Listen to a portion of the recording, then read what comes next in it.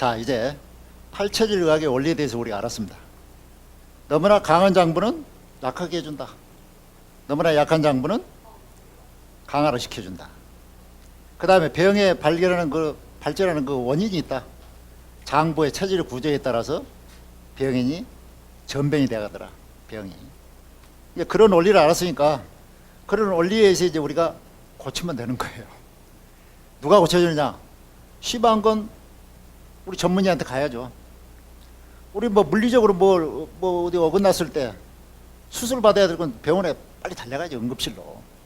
그다음에 뭐 침 맞을 거 있으면 어디로 갑니까? 한의원으로 갑니다. 특히 팔체질 전문 한의원으로 가야 돼요. 자, 그런데 우리는 가정 건강 관리 차원에서 우리들이 해야 될 게 있단 말이야. 가장으로서 우리 애들 병원을 갈 것인가 말 것인가 누가 결정해요? 본인이 결정해야 되는 거예요. 그 다음에 어린애들은 우리가 도와줘야 돼요. 자, 그런 측면에서 가족의 건강관리 주치의가 되자는 그런 테마입니다. 그래서 16강부터 20강까지 이제 결론적으로 강의를 이제 마무리 짓는 그런 단계가 되겠습니다. 자, 16강은 체질을 알면은 건강관리가 쉬워진다. 자, 우리 현대 애들은요, 끄떡 어디 아프면은 어디로 달려간다고 그러세요? 뽀르르 달려가요, 뽀르르. 약국 가고 병원으로 갑니다. 근데 약 먹으면 안 된다고 그러잖아요. 그 다음에 약을 끊어야 병이 낫는다. 누가 썼어요? 전부 다 전문 의사들이 썼습니다. 내가 아까 소개드렸습니다만은 김현정 전문의 똑같은 취지죠. 그래서 우리가 원리적으로 보면은 약을 먹어도 약발이 잘 안 받는 경우가 있어요. 분명히 나아야 되는데 안 나서요. 그럼 그 원인이 뭘까? 여러 가지 한 3가지 원인으로 볼 수 있습니다. 첫 번째, 건강기능식품을 잘못 먹어서 그런 거예요. 자, 건강기능식품 왜 먹습니까? 필요하니까 먹지. 먹으면 좋다고 그러니까. 그런데 자기가 먹어보고 내 몸이 좀 좋아진다, 효능이 좀 느껴졌을 때만 먹으라 이거예요. 왜? 일반적으로 검증이 안 됐다 이거죠. 일반적으로. 그러니까 모든 사람을 충족시킬 수 없다는 거죠. 체질의 특성이 있는데. 이걸 그러니까 우리는 뭐예요? 불편한 느낌이 많다면 당장 먹는 것을 중지해라. 체질에 맞지 않는 민간요법이에요. 또 민간요법도 여러 가지 있어요. 잡곡밥은 어떻게 먹고 체질에 따라서 뭐 있는데, 물은 어떻게 마시고 다 있어요. 뭐 차는 어떻게 해서 마시고 주스는 어떻게 해서 만들어 마시고. 이것도 체질학적으로 분별이 된 것만 해라 이거지. 이게 오히려 작용이 돼가지고 건강을 악화시킬 수가 있다. 그 다음에 체질에 맞지 않는 섭생이에요. 땀을 자주 안 내야 되는데 땀을 막 내. 젊었을 때 저처럼요. 보시탕 많이 먹고 소주 많이 마시고 다음날 무조건 사우나 가서 땀 빼는 거. 이렇게 한 10년 했더니 고질병이 오잖아요. 자, 이건 제가 쓴 게 아닙니다. 전문 의들이 다 해가지고 쓴 거예요. 그걸 내가 종합했을 뿐이에요. 특히 팔체질적인 의미에서 최경규 씨라고 있어요. 지금 미국에서 활동하고 있습니다. 그분의 책에서 주장했던 내용. 미국 사람들을 치료해 보니까 미국이 얼마나 진료가 발달되어 있습니까? 수없이 양의학적으로 접근해도 병이 안 낫는 거예요. 그러니까 동양에 뭐가 없지 않나, 있지 않나 이거 찾아온 거예요. 딱 보고 체질을 팔체질로 판정해가지고 음식을 바꿔줬어요. 건강기능식품을 딱 밝혀줬어요. 그걸 그러니까 딱 나서버려요. 이게 체질의학의 진수입니다. 체질에 따라서 다이어트를 해야 된다 이거죠. 보통 우리 다이어트면 원푸드 다이어트 많이 하죠. 어떤 유명한 연예인이 뭐 자기는 물만 마셔서 살이 빠진다. 어떤 친구는 뭐 사과만 먹었다, 나는 포도만 먹었다 막 이래요. 그런데 이것도 적합한 체질이 있어요. 가령 예를 든다면 포도 다이어트는 금음 수양 체질만 해당이 되는 거예요. 근데 가장 명심해야 될 건 체질에 맞더라도 극단적인 다이어트를 할 경우에는 부작용이 있을 수 있죠. 왜? 어지럼증, 두통, 탈모, 심한 무기력증, 소화불량, 변비 이런 것들이 부작용이 온단 말이죠. 이럴 때는 즉시 중지해라. 그러나 웜푸드 다이어트도 반드시 체질을 입각해가지고 해라. 그래서 그게 전문적으로 쓴 게 주석을 원장이 팔체질 다이어트라고 최근에 썼습니다. 거기서 보면은 다이어트 요령이 있어요. 근본 상식적으로 BMI라고 하잖아요. 체질량 지수. 신장하고 체중의 관계를 따져가지고 공식이 있죠. 자기 체중 나누기 신장 나누기 한 번 더 나누라 하면은 그게 체질량 지수가 나와요. 가령 예를 든다면은 몸무게가 60이다. 근데 자기 키는 155다. 그러면은 60 나누기 1.5 메타로 환산하니까 나누기 1.5 두 번 나눠주면은 자기 체질량 지수가 나옵니다. 그렇게 해가지고 자 근본적으로 적정 체중이 있어요. 또 뭐 BMI로 따져가지고 뭐 있어요. 그런데 그건 체질에 따라 다 틀리다 이거죠. 그러나 일반적으로는 이런 다이어트의 성공 법칙을 따라야 된다. 끼니를 거르지 않는다. 절대 체질 다이어트에서는 끼니를 안 거릅니다. 굶으면 빠져요. 근데 다시 먹는 순간에 2배로 쪄버려요. 그게 뭐 요요 현상이라고 그러죠. 체질별로 다이어트 식사를 하는데 천천히 먹어라. 천천히.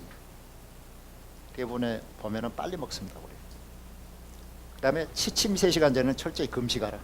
금식. 금식이 대단히 중요하죠. 그냥 굶는 게 아니고 정해진 시간에만 먹고 그 시간에 잠자기 전에 먹지 말아라. 제발 야식하지 말아라. 그 다음 체질별로 운동 헬스를 해라. 체질에 맞게 땀을 빼야 될 사람 땀을 빼주고 땀을 절대 흘리지 않을 사람은 뭐예요? 수영하고 아니면 겨울철에 스케이트 타라고 스키 타러 가고 그래야 됩니다. 제 체질이 그래요. 수영을 하든가 아니면 스키를 타러 가야 돼요. 유산소 운동이 좋다. 유산소 운동.